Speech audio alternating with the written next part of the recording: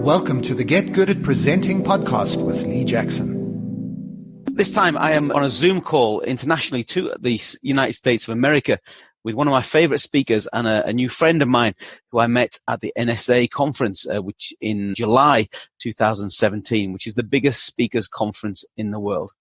I knew of this speaker, who I'll introduce in just a moment, but I bumped into him in the coffee queue and I thought, I've got to get this guy's number and I wonder if he'll let me interview him too. So ladies and gentlemen, please welcome on Zoom from the States, Coach Jim Johnson, everybody. Hi, Jim. Hi, Lee. Nice to see you. You can hear me well. You're okay with that? That's great. I am, yep.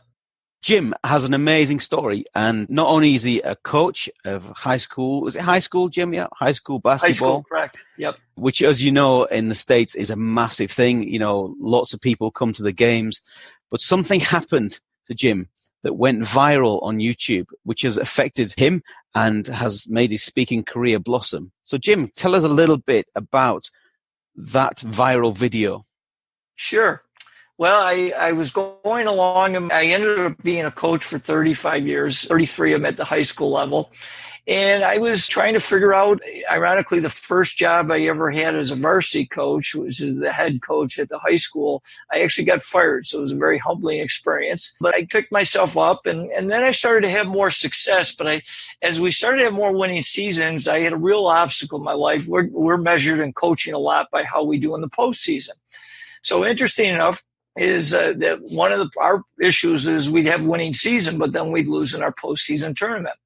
Well, interesting, in 2003, a young man entered our program, and he had autism. His name was Jason McElwain, and the world now knows him as J-Mac. And J-Mac wasn't really a very good player, but he had a huge heart. And he was autistic and learning disabled, but that didn't stop him from having a big dream, and his dream was wanted to play in a varsity basketball game. Well, he tried out for our team for 3 consecutive years, did not make it, but served as our team manager all 3 years. When he came out his senior year, I said, J-Mac, unfortunately, you're still not quite good enough to make the team, but I want to give you a gift this year. And the gift is for senior night, our final home game, I'm going to give you a uniform, hopefully get you in the game. Well, I kid people that periodically he was excited about that uniform. I define periodically as about every other day. He was really pumped up. Well, I wrote a book about it called The Coach and a Miracle because we actually had a lot of issues. We were supposed to have a very good team, but we had a lot of internal strife that I'm not going to get into. J-Mac was our rock through a real challenging early part of the season. Well, we got it straightened out and we were having a lot of success coming into our final home game, senior night. On senior night, now Jason, instead of in his white shirt and black tie, he's now donning number 52. And to see him embrace his parents in uniform is a memory I'll always cherish. Yeah. Well, after 3 quarters of the game, I got everybody in but Jason. So with just over 4 minutes to go, I decided the time was right. I pointed to him. He nearly ran on the court. He was so excited.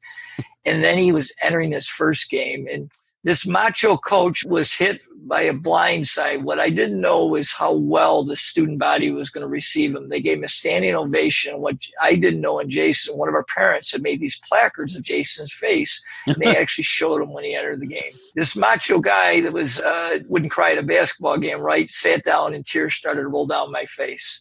Well, Jason's in his first game now.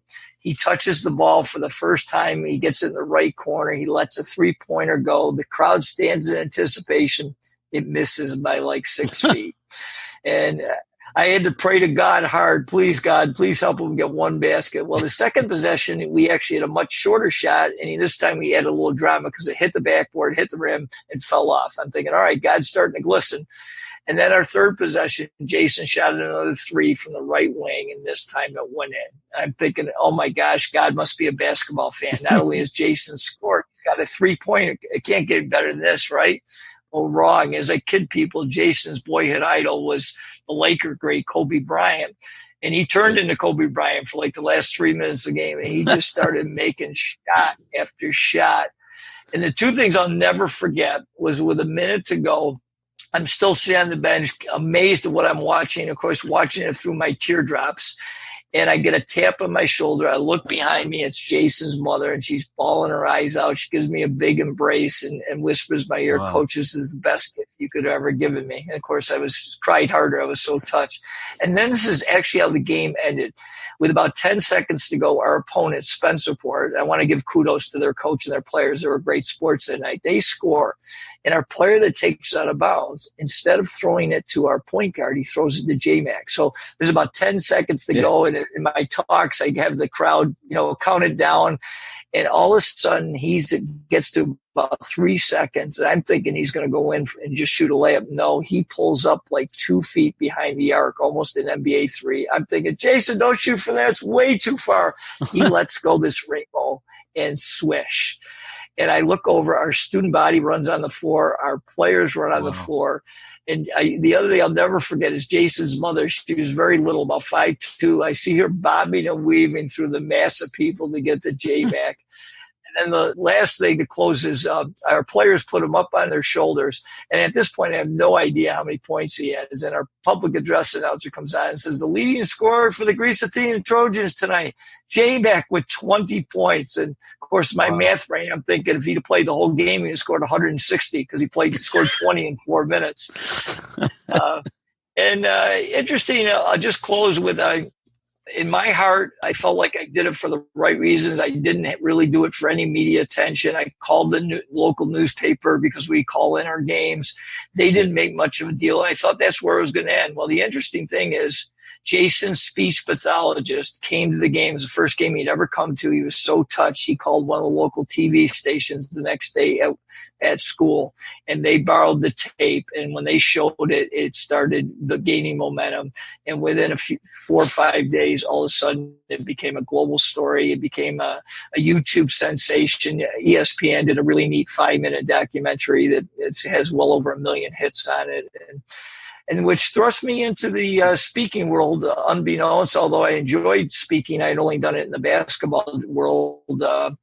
Then I became a motivational leadership speaker that I've been doing for over a decade, but just full-time, just over a year, because I stayed on and coached and taught as well. So I'm in a new journey, which I enjoy immensely. And so I'm now a full-time speaker because I retired from coaching in 2016.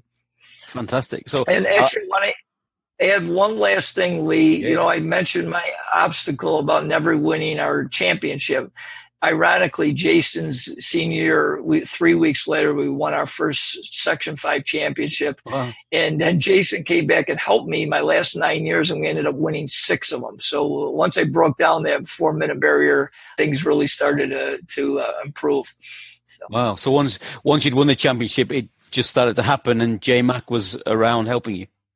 He was. Wow. He's been still my inspiration to That's this fantastic. day. So I'll ask you about your speaking journey in just a moment. Sure. I mean, let me ask you a little bit about. So is J-Mac? Is he kind of famous in your town? Does he work locally now? People see him and still know him? Yeah, he's definitely has some fame. And interesting is that he got a growth spurt after high school. He was about 5'9", 120 in that game, and now he's about 6'1", 170. So he's really gotten a lot bigger.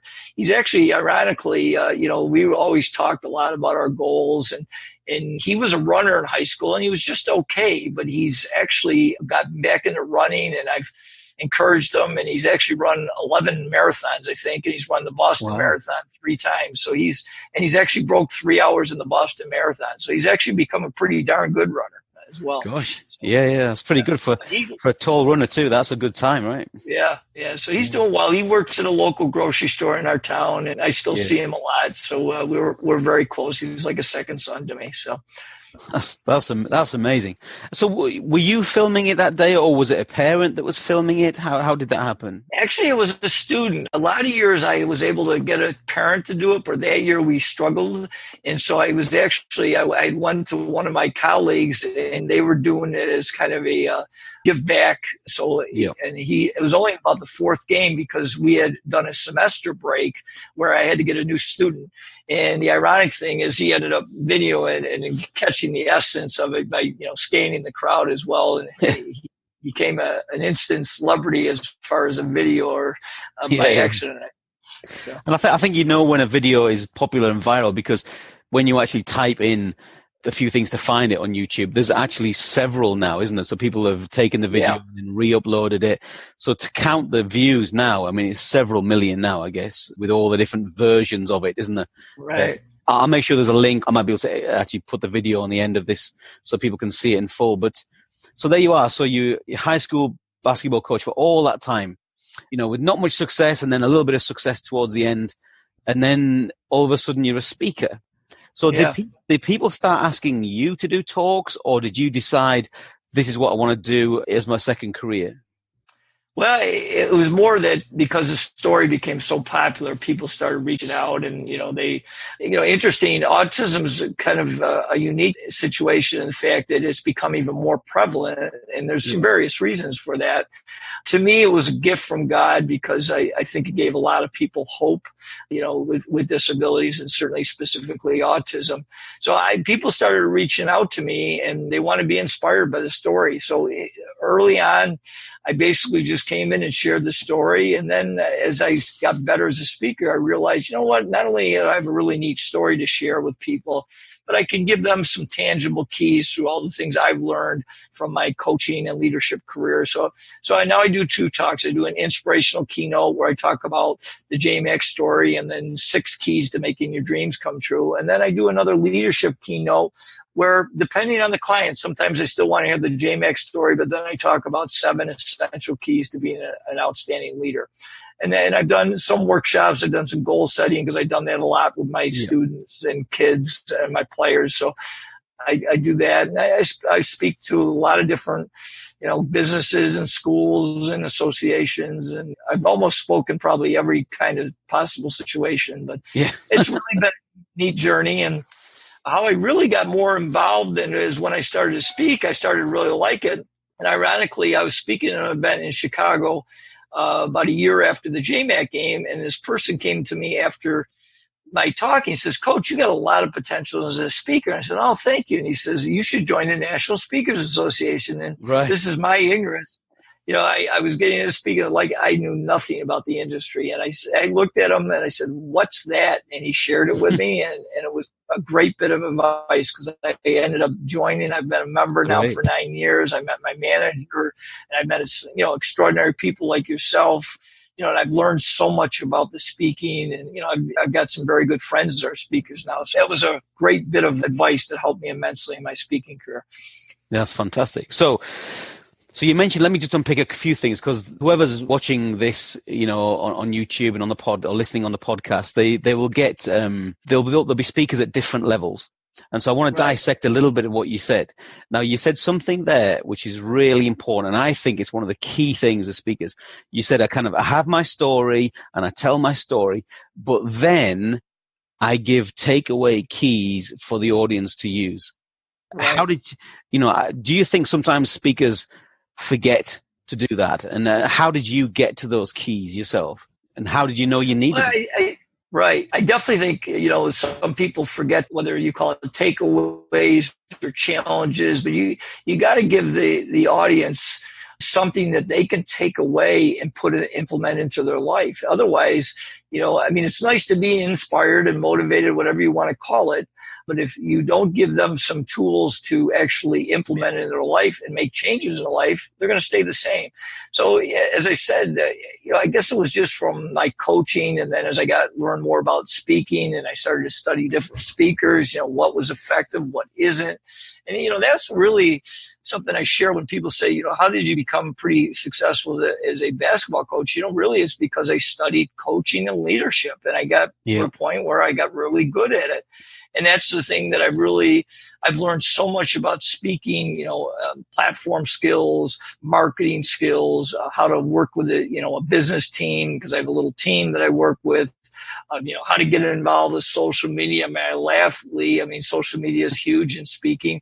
I didn't want any part of it. And I realized that, if to be in this game, this is really important. So I laugh at myself, because if you said to me, even 6-7 years ago, "Coach, you're going to be on social media every day," I would have said, "You're out of your mind." But of course, I'm on social media every day. So, of course, that's the thing, isn't it? So, I will do your contact details at the end so people can follow you on Twitter and Facebook and stuff, that kind of stuff.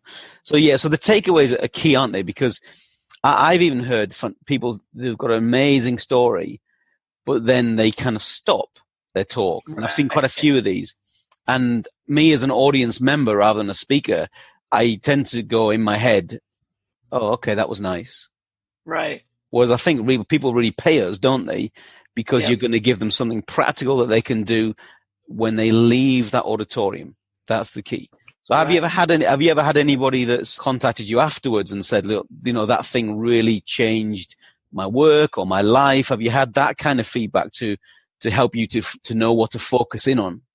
I definitely have. When I talk about different things, I've had people contact me, like one of the keys I talk about is understanding your mission in life, why, what's your purpose. And a lot of people, they've heard of that, but a lot of people, I'm amazed, when I travel and ask people how many have a personal mission statement written down, it's very, very few.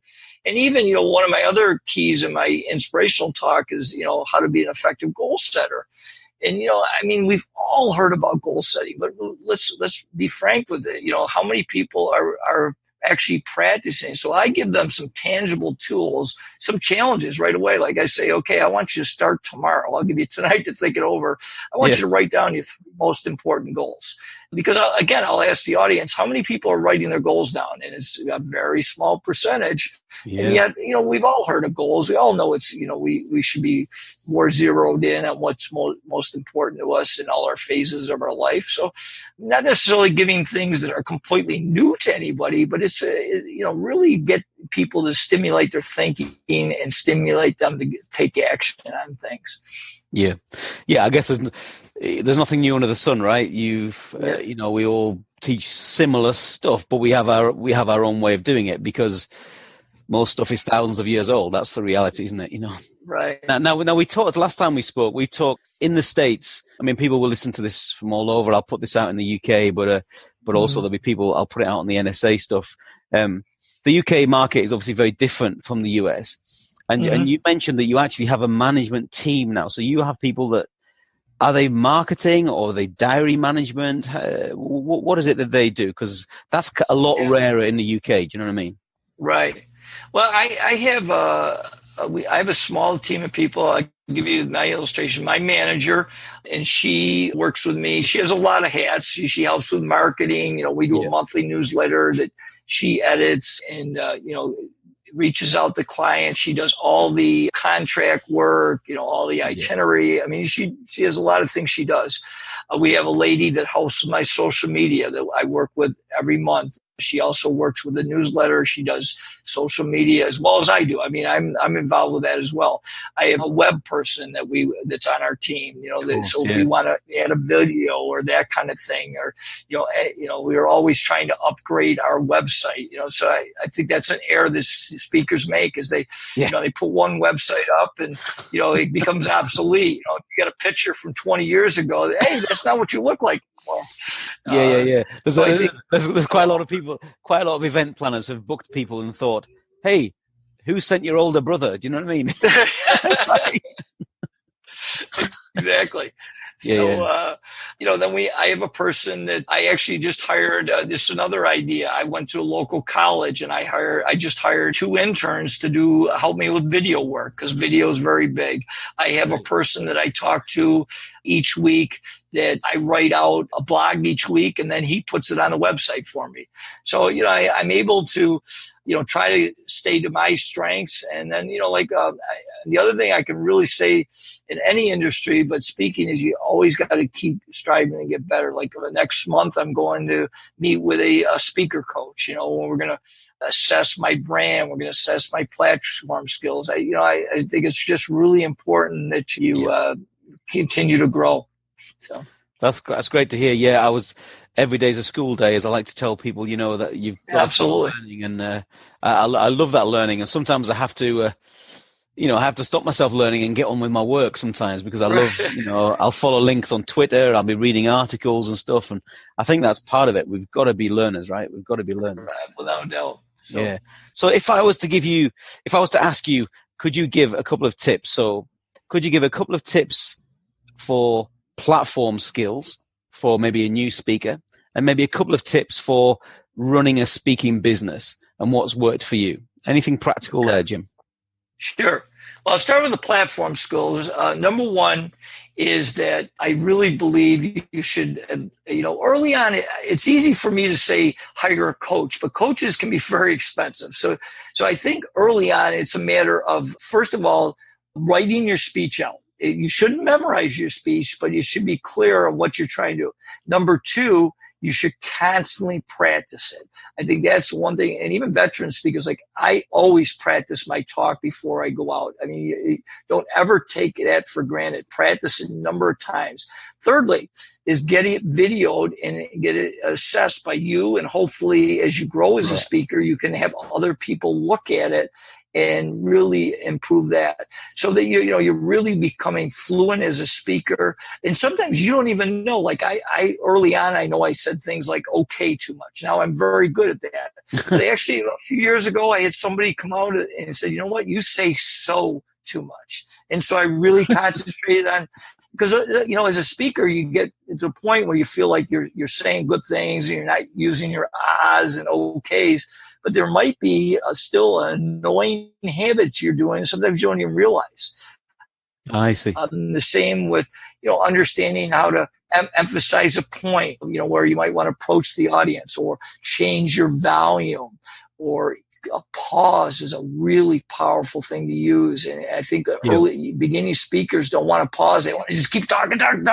And what you got to do is give the audience, after you make a powerful point, time to let it sink into them. So, those are a lot of things that I've learned and I'm continuing to learn. Then from the business standpoint is that it is nice if you can get, as you get better, is to try to attract a team, and so that you can work to your strengths and delegate things that aren't as strong. But you really got to have, number one thing, sometimes we forget from the business, you got to be great on the platform. If you're not, that'll hurt you.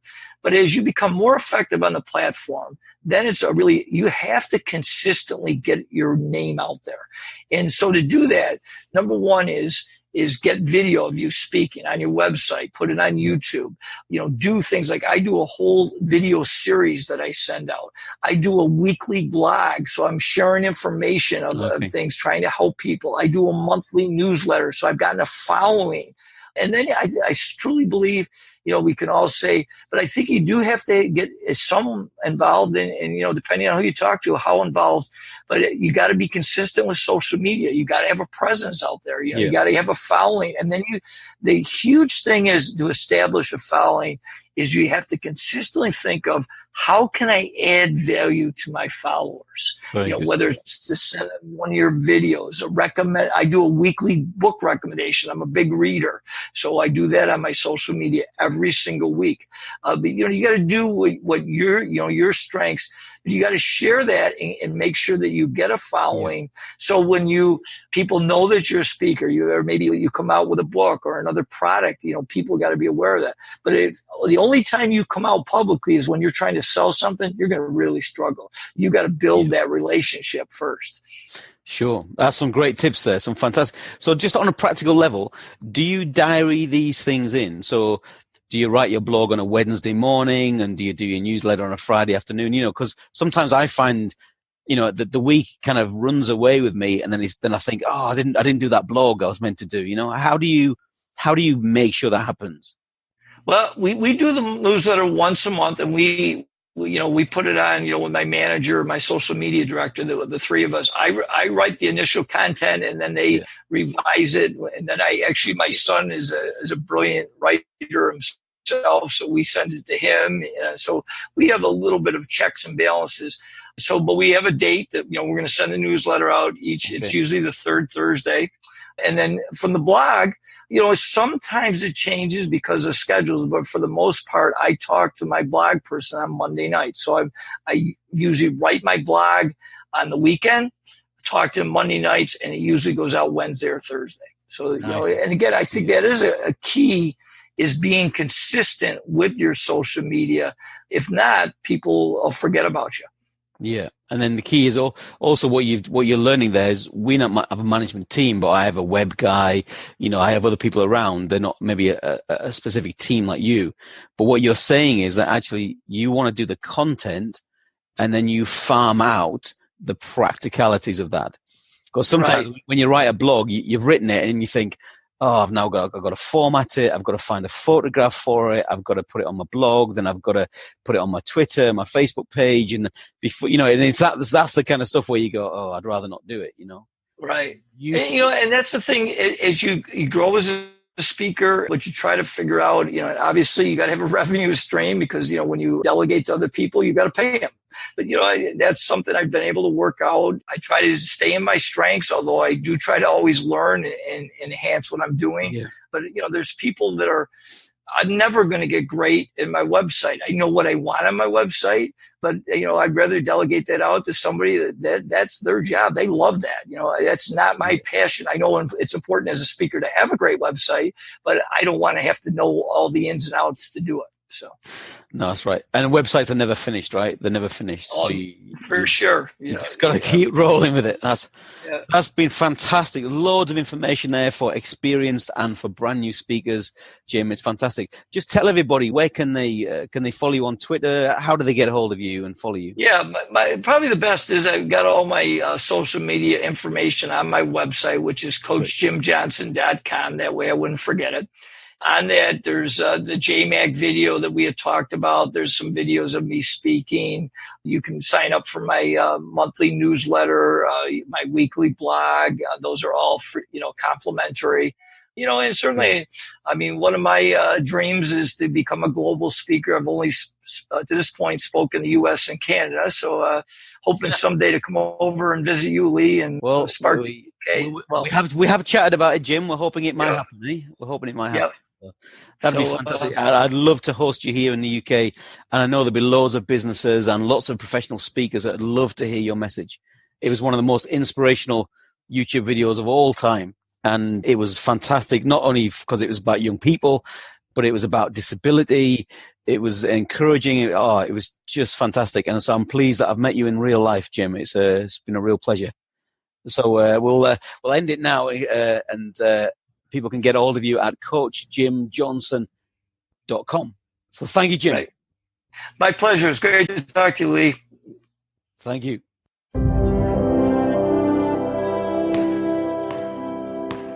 What we all want in life is a shot.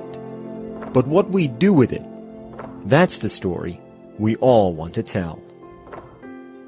I've coached for 25 years, and I've never experienced that, the emotional high of what happened. What happened for Jason McElwain, or J-Mac as his friends call him, is about more than a shot. Diagnosed with autism at 2 years old, now identified as highly functioning, he's never considered himself different or separate, especially when it comes to sports. Sports has always been, how could I say, his equalizer. He's just like any of the other kids out there. It's not really a big deal at all. I'm just normal like other people. It's the way I am. At 5'6", J-Mac didn't make the junior varsity basketball team at his high school, Greece Athena, near Rochester, New York. Instead, he became team manager, a role he now has for the varsity as a senior. In the last 3 years, in his white shirt and black tie, he's missed only one game. Go in practice, I set up the clock and get the water in games and be enthusiastic. As this season was wrapping up, Coach Johnson approached Jason with an idea about the Trojans' final home game of the season. I said, I'm really going to look to try to get you in the game, but remember, I can't promise you that. And he goes, okay, Coach. February 15th, Greece Athena against Spencerport, senior night. With word out that Jason might play, the student section printed signs of J-Mac's face, just in case. And with 4:19 left in the game, with the Trojans up by 20, Coach called down to the end of the bench for number 52. I just kind of turned and pointed at him, and he almost ran right on the court. He was so excited. Hey, Jay, you got to check in. So he hits the buzzer, and he doesn't go anywhere. It's like, now you go on the court. He was so caught up in the moment. He came into the game, they all stood up and they put the signs, the pictures of him up, and I got really emotional. And I sat down and started to cry. With 3:46 left, Jason got the ball. When he missed that first three, I was like, oh, and then it airball, and I was like, man, I really just want to see him score one time. I put my head in my hands like, dear God, please, let's just get him a basket. Then, with 3:12 left, another chance. That third trip down the court, magic.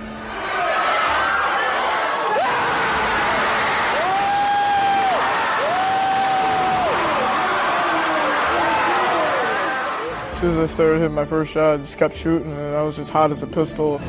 Shot after shot after shot kept going in. The basket was like this big, huge bucket, and I was shooting like they were free throws.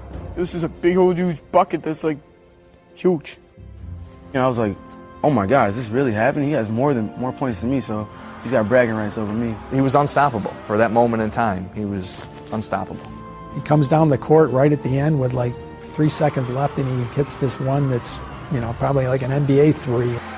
As soon as the gun ended, they stormed the court, I couldn't, I just couldn't dream anything like that.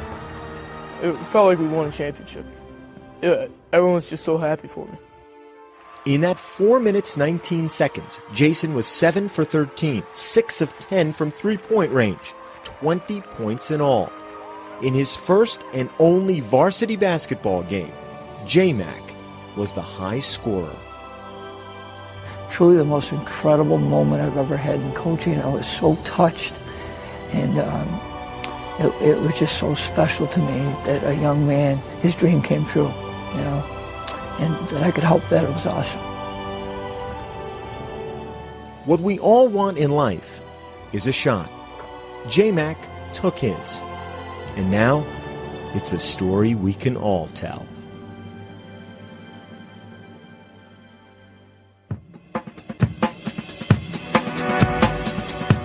Thanks for listening to the Get Good at Presenting podcast with your host, Lee Jackson. If you'd like to know more about Lee's work as a motivational keynote speaker and presentation coach, visit his website at leejackson.biz. That's leejackson.biz.